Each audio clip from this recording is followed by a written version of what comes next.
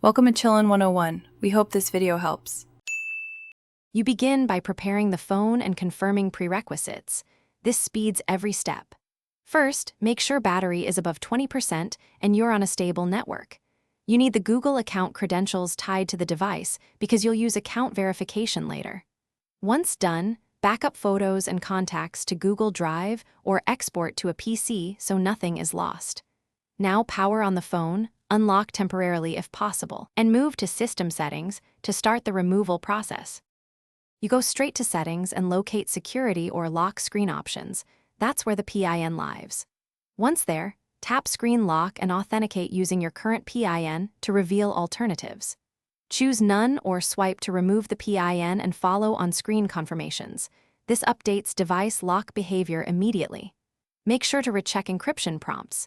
If the phone requires device protection, you may need to confirm your Google password. After changing, test locking and unlocking to verify the PIN is gone and the device behaves as expected. You finish by rebooting the phone and signing back into your Google account to ensure settings persisted. This verifies the PIN removal.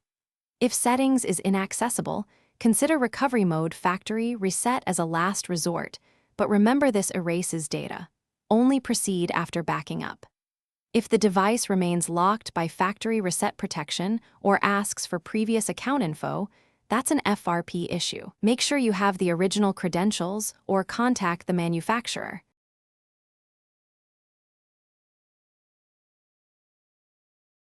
Thanks for watching. Consider subscribing if we helped you.